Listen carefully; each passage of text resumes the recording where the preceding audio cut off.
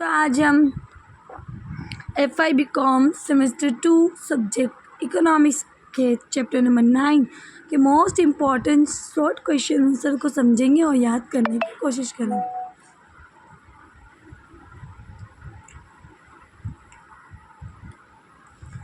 उसमें फर्स्ट है, नफा અને ઉત્પાદનના અન્ય સાધનોની આવક વચ્ચે શું તફાવત છે?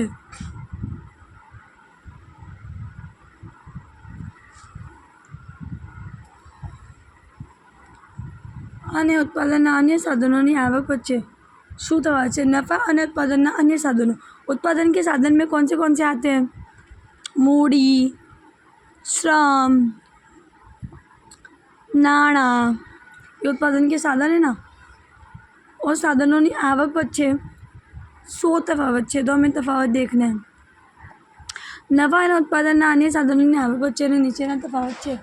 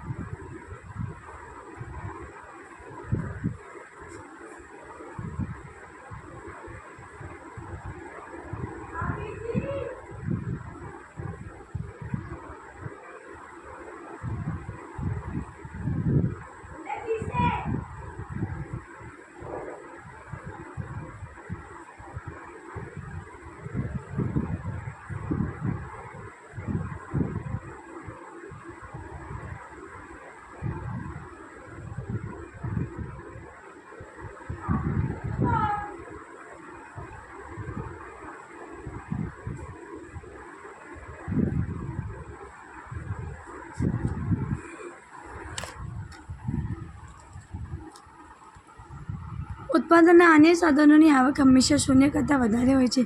क्या उत्पादन के जो भी साधन अन्य साधन होते हैं उसकी आवक क्या होती है? शून्य करता વધારે, यानी कि नक्का में तो कोई भी साधन नहीं होता, कुछ ना कुछ तो कमा सकता है। कारण कि तुमने जो शून्य वर्तन મળે तो उत्पादन क्रिया में तेनो जोड़ाશે नहीं। अगर उनको शून्य वेतन मिलता होगा तो उत्पादन की क्रिया में वो जोड़ाएंगे। अगर बे नहीं काम के होगे, बेफजूल होगे, यानी कोई मशीन है, ठीक है, उत्पादन में अगर वो मतलब अगर बिगड़ी हुई है, पूरी पुरानी है, तो उत्पादन कर पाएगी नहीं, तो उसकी आवक जीरो हुई। जो जिस चीज़ की आवक ज़ीरो होती है वो उत्पादन के साधन में आती नहीं है। आम भाड़ू वेतन के ब्याज कभी पर शून्य के ऋणात्मक हो सके नहीं। ऐसे भाड़ू वेतन के ब्याज कभी भी शून्य हो सकते नहीं है। जैसे कि तुमने कोई भाड़ा से कुछ लिया है तो तुम उसमें कुछ काम करोगे, कुछ कमाओगे, तो ही तुमने भाड़े से ली है ना दुकान। वेतन यानी कोई इंसान को तुम पगार दे रहे हो तो बेटे की पगार थोड़ी ना दोगे, कुछ तो उससे काम लोगे।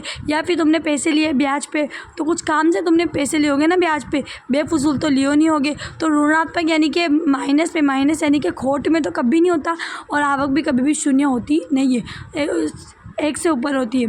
જ્યારે બીજી તરફ યોજકને મળતો નફો શૂન્ય કરતાં વધારે કે શૂન્ય કરતાં ઓછો હોઈ શકે છે। યોજક यानी जो इंसान योजना कर रहा है, जो इंसान काम कर रहा है, जो ओनर है, जो मालिक है, उनकी आवक कभी शून्य भी हो सकती है, कभी शून्य करતાં ओછી यानी कि खोट भी जा सकती है, या शून्य करતાં વધારે यानी कि नफ़े में भी जा सकती है। उत्पादनના अन्य साधनोની आवक करार निर्धारित पूर्ण निर्णित અને ટૂંકા ગાળામાં लगभग स्थिर હોય છે।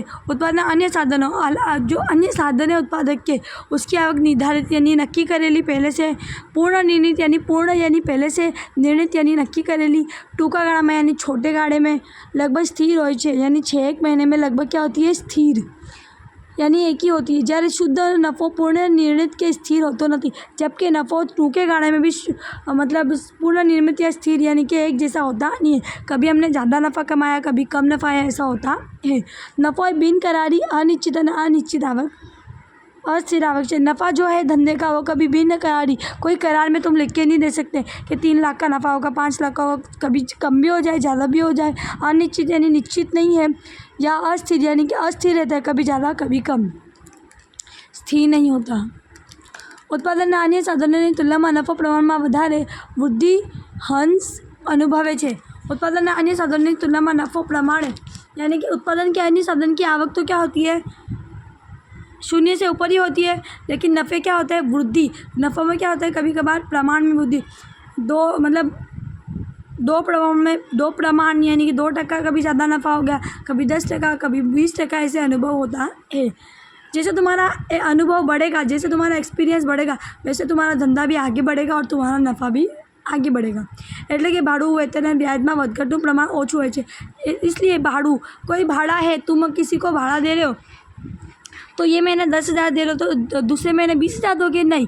हाँ, शायद 1-2 हज़ार का ज़्यादा हो, लेकिन ज़्यादा उसके अंदर प्रमाण में ओछू या प्रमाण में ज़्यादा या ज़्यादा कम, बहुत ज़्यादा कम या बहुत ज़्यादा नहीं होता है। वो एक फिक्स रहता है वेतन। अब किसी कारीगर को तुम पगार दे रहे हो तो 1 साल तक तो एक ही पगार दोगे ना, 10,000 दे रहे हो तो 10 महीने तक एक ही दोगे। और ब्याज की टकावारी भी एक होती है, यानी 4% पे ब्याज, 5% पे ब्याज। જ્યારે યોજકને મળતા નફામાં વધઘટનું પ્રમાણ વિશેષ હોય છે, जबकि योजक का जो भी नफ़ा मिलता है उसमें कभी उसको ज़्यादा भी मिलता है नफ़ा, कभी कम भी मिलता है। શું આ સ્થિર અર્થતંત્રમાં શુદ્ધ નફો ઉદ્ભવી શકે છે? શા માટે?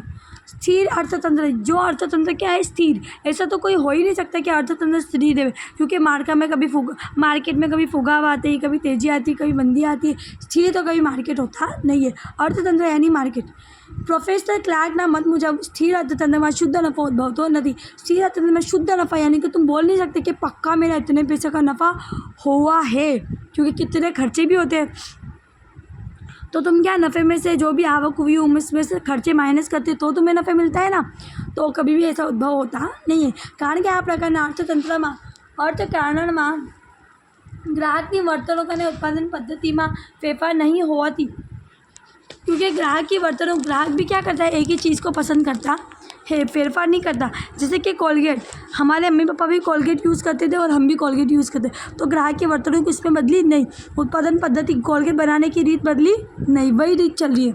नहीं थवाती मांग और पुरवठा वच्चे समतुलन जळवाई रहे छे। इसलिए मांग जितनी भी कोलगेट की थी वो अभी भी उतनी है, पहले भी उतनी ही थी, ठीक है, और उसका पुरवठा भी, बनाने वाला भी उतने ही कोलगेट बनाता है, ये समतुला रहती है। वैसे ही पार्ले जी की बिस्किट, पहले भी पार्ले जी चलती थी, अभी भी चलती है सब।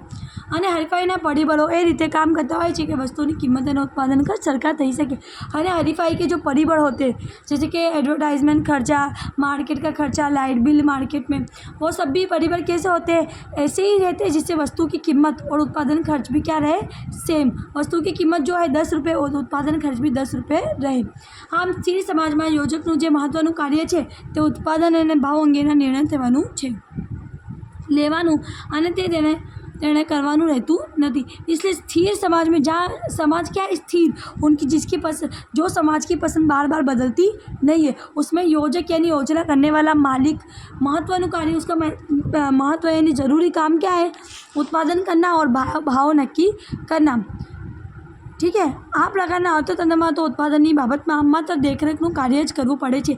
ऐसे प्रकार के अर्थतंत्र में योजक का काम क्या होता है, खाली देखना कि बराबर काम हो रहा है, बराबर चीज़ें बन रही है और बिक रही है क्या नहीं, बस देखरेख का काम करना होता है। અને જેના બદલામાં તેને વળતર મળે છે और उसके बदले में उसको वળતર तरीके क्या मिलता है, नफ़ा मिलता है, ते शुद्ध नफ़ो कहवाय नहीं। उसको तुम शुद्ध नफ़ा नहीं कह सकते कि कितने खर्चे होते, तुम्हें छोटे मोटे खर्चे तो हम अक्सर भूल ही जाते माइनस करना, इससे तुम बोल नहीं सकते कि इतना टोटल ये नफ़ा ये ते, तो व्यवस्था करवा बदलू मेहनताणु है। जो वो देख रेख करने का काम कर रहा है, योजक का काम कर रहा है, पैसे कर रहा है, मेहनत कर रहा है, उसके बदले उसको क्या मेहनताणु मिलता है। मेहनताणु क्या मिलता है, नफ़ा। मालिक को पगार थोड़ी ना मिलती है, उसको तो नफ़ा मिलता है। ગતિશીલ અર્થતંત્રમાં નફો કઈ રીતે ઉદ્ભવે છે? ગતિશીલ यानी चलता अर्थतंत्र, जो चलता ही रहता है, स्थिर नहीं रहता, कभी ज़्यादा कभी कम, ऐसा। उसमें नफ़ा कैसे होता है? प्रोफेसर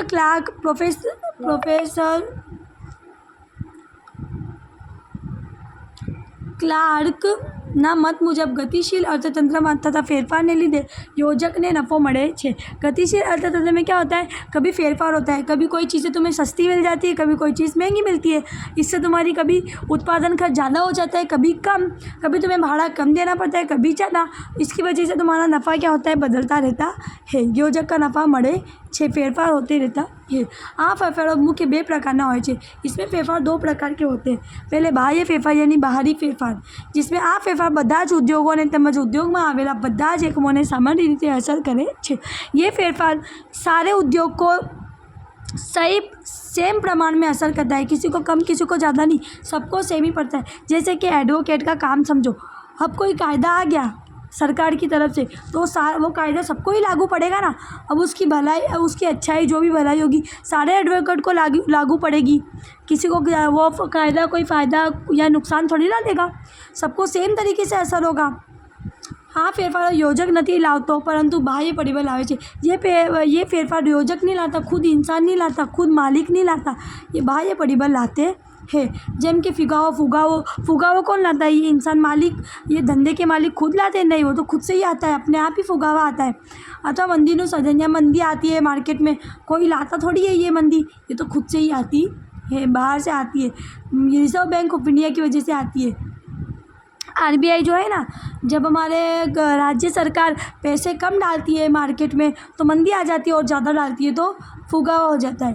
युद्ध पार्टी नहीं कड़वू, कितनी बार युद्ध होता है हमारा। अभी बीच में ये इजराइल का युद्ध चल रहा था ना, जिसकी वजह से सोने की कीमत में फुगावा आ गया था, डायरेक्ट सोने की कीमत बढ़ गई थी, है ना। वो क्या सुनार खुद उसको रोक सकता था? नहीं, ये बाह्य फेरफार है। सरकारी नाणकीय यानी राजकोषीय नीति, सरकार की जो नीति होती है, सरकार के जो रूल होते हैं, रेगुलेशन होती है, वो नीति में फेरफार आने की वजह से भी हमारे धंधे में फेरफार होता है। जैसे कि सरकार ने नीति बना दी 10 बजे धंधा बंद करो, तो तुम्हें करनी ही पड़ेगी। वस्तीना कदमा था फेरफार, वस्ती कभी कभी क्या होता है, अचानक से वस्ती बढ़ जाती है, इंसान रहने वाले, तो मांग भी बढ़ती है, मांग बढ़ती है तो चीज़ की मांग बढ़ती है तो हमारा नफ़ा बढ़ता है। इसकी वजह से नफ़ा में असर होती है। अब दूसरा है आंतरिक फेरफार, જે યોજકના પોતાના તરફથી કરવામાં આવે છે।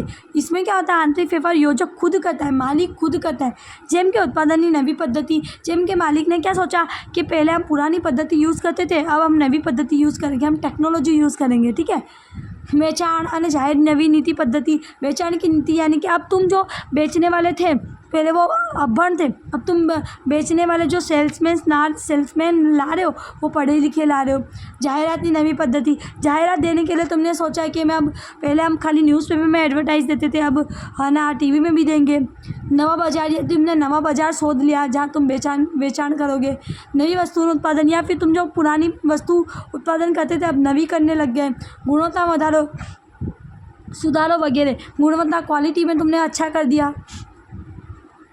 योजक नक्की करता है ना कि कौन सी क्वालिटी रखनी है। आ फेरफार लावनार अग्रेसर योजक ने नफ़ो મળે છે। ये फेरफार लाने से अग्रेसर, जो भी अग्रेसर होता है, अग्रेसर यानी काम करने वाला मेन इंसान, मालिक, उसको नफ़ा मिलता है। અને તેનું અનુકરણ બીજા યોજકો કરે ત્યાં સુધી તે નફો કમાય છે। અને અનુકરણ यानी कि उसको फॉलो करना, यानी उसकी नकल करना। अनुकरण यानी नक्की, जब तक दूसरा योजक, दूसरा मालिक भी तुम्हारी जैसी चीज़ें उत्पादन करने नहीं लगेगा तब तक ग्राहक तुम्हारे ही रहेंगे और तब तक तुम नफ़ो कमाते जाओगे। परंतु बीजा हरीफो तेનું अनुकरण करता लांबा गाળે આવો नफ़ो अदृश्य થાય છે। लेकिन अगर दूसरे हरीफ जो थे तुम्हारी जैसी पद्धति अपना ली, तुम्हारा जैसा प्रोडक्ट उसने बेचने को चालू कर दिया, तो लांबा गाड़े यानी कि आगे तुम्हारा प्रोडक्ट ग्राहक क्या करेंगे, दूसरे इंसान से भी परचेज खरीदने लगे जाएंगे और तुम्हारा नफ़ा अदृश्य यानी कि कम हो जाएगा, ख़त्म हो जाएगा। परंतु सतत गतिशील परिवर्तन ने લીધે ફરી પાછી નવી શોધ, પરંતુ સતત નવી ટેકનોલોજી વગેરેનો ઉપયોગ થાય છે. लेकिन अगर जब हरीफ ने भी तुम्हारी टेक्नोलॉजी की नकल कर ली, अनुकरण कर लिया, तो तुम क्या करोगे? वापस नई टेक्नोलॉजी का यूज़ करोगे और नवी शोध करोगे और नवा प्रोडक्ट लाओगे मार्केट में, जिससे ग्राहक वापस से वही खरीदेगा और तुम्हें नफ़ा मिलेगा. જેને લીધે नफ़ाમાં नवा क्षेत्र उगड़े છે, यानी नवे क्षेत्र यानी नफ़ा नई तरीके से तुम्हारे पास नफ़ा आना चालू हो जाएगा. सफल योजक हमेशा नवी शोधों अपनाता હોય છે. सफल योजक जो एक्टिव होता है, इंसान जो मालिक अच्छा होता है, मतलब दिमाग वाला होता है, एक्टिव होता है, वो बार बार नई चीज़ें शोधने की कोशिश करता है અને તેથી તેને નફો મળે છે और उसकी वजह से उसको नफ़ा मिलता है. परंतु धीमे धीमे તેનું अनुकरण થતું હોવાથી આ नफ़ो પણ છેવટે अदृश्य થાય છે. लेकिन तुमने वापस से नई पद्धति लाई, वो वापस से नवे हरीफ ने तुम्हारी नकल कर ली और खुद बेचना चालू कर दी, तो वापस तुम्हारा नफ़ा अदृश्य यानी कम हो जाता है. आ रीते गतिशील अर्थतंत्रમાં नफ़ाનું चक्र ચાલ્યા કરતું હોય છે. ऐसे ही ये चक्र जो नफ़ा का होता है गतिशील अर्थतंत्र में चलता रहता. नवी शोध, वापस किसने तुमने नफ़ा कमाया, दूसरे ने नकल कर ली, वापस तुमने नवी शोध करी, नवा प्रोडक्ट लाए, वापस नकल कर ली, ये चक्र चलता रहता है. હવે क्वेश्चन नंबर 4, नव प्रवर्तन એટલે શું? નવ यानी નવા પ્રવર્તન, નવા ચીજ લાના. શોધખોળ અને નવ પ્રવર્તન વચ્ચેનો શું તફાવત છે? શોધખોળ यानी शोधना, वो रिसर्च करना, और नव प्रवर्तन में क्या तफावत है?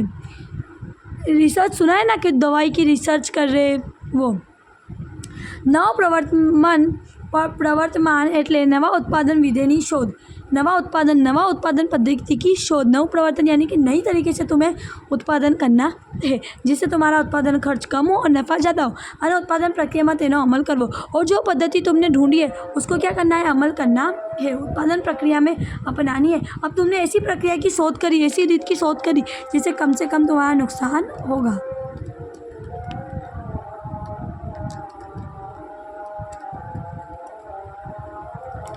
2 सेकेंड और.